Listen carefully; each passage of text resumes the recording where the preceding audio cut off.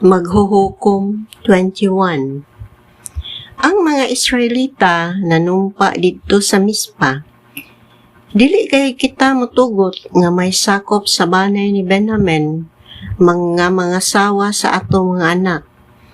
Unya, nangadto sila sa Bethel o nanglingkod didto sa atubangan sa Dios hangtod sa gabii o nanghilak pag-ayo. Miingon sila, "O Ginoo, Diyos sa Israel, nganong nahitabo man kini nga mawala ang usa ka banay sa Israel?" Sa pagkaugma, namangon silag sayo o nagtukod silag halaran dito. Unya, naghalad silag mga halad sa pagkigdait o nagsunog silag mga mananap nga inihaw.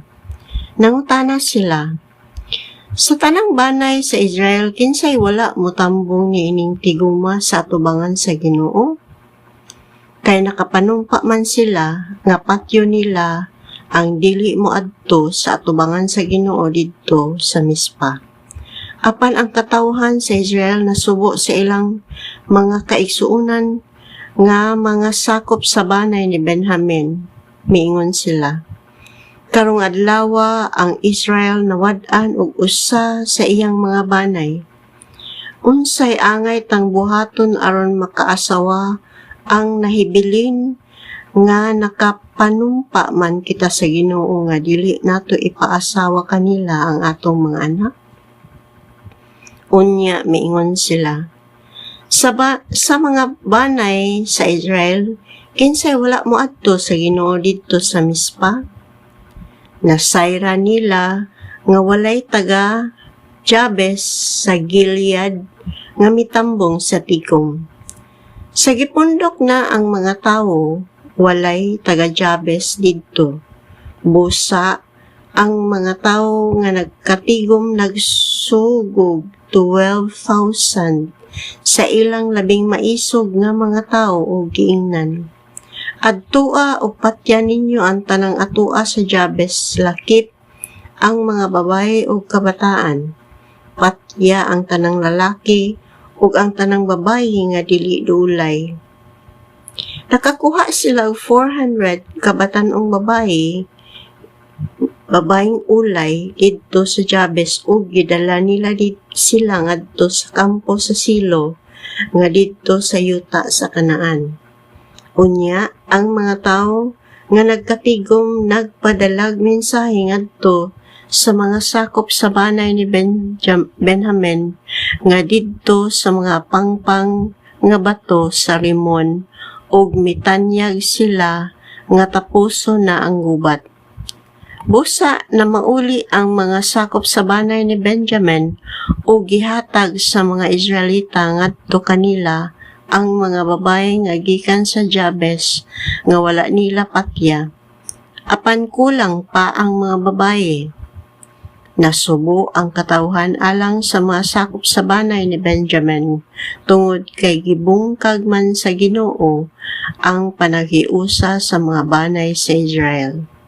Busa ang mga pangulo sa katawhan nga nagkatigom miingon, "Wala na ipabay nga banay ni Benjamin. Unsa may angay tang buhaton aron may maasawa kadtong mga lalaki nga nahibilin? Kinahanglang dili mawala sa Israel ang usa sa iyang 12 ka banay. Mangita kitag paagi nga mabuhi ang banay ni Benjamin, apan dili kita makatugot nga pangasaw nila ang atong mga anak." Miingon sila niini tungod kay ang katawhan sa Israel nanumpa man nga tunglohon nila ang motugot nga pangasaon ang iyang anak sa mga kaliwat ni Benjamin.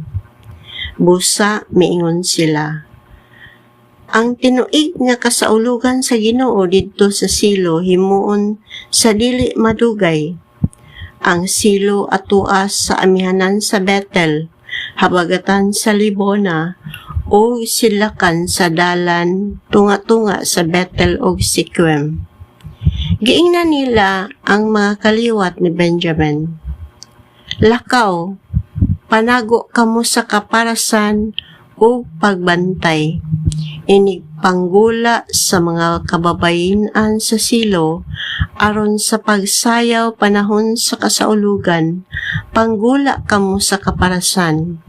Dakpan ninyo sila og dad-a sa kayutaan ni Benjamin. Kung moreklamo kanamo ang ilang amahan o mga igsoong lalaki, amo silang ingnon. Tuguti lang sila sa pagpangasawa sa inyong mga anak, kay wala man nila kuhaa ang inyong mga anak pinaagi sa gubat, o wala usab ninyo ipaasawa sila sa inyong kaugalingong kabubuton, busa wala kamo makalapas sa inyong gisaad. Gibuhat kini sa mga sakop sa banay ni Benjamin. Tagsa-tagsa kanila nagpilig ilang maasawa gikan sa mga babae nga nagsayaw o ilang gidagit. Unya na mauli sila sa ilang dapit o gitukod nila pag-usab ang ilang lungsod o namuyo dito. Na mauli usab ang mga Israelita ngadto sa tagsa-tagsa nila kabanay o panimalay o sa ilang katigayunan. Walay hari sa Israel niadtong panahon na, ang tagsa-tagsa nagbuhat sumala sa iyang gusto.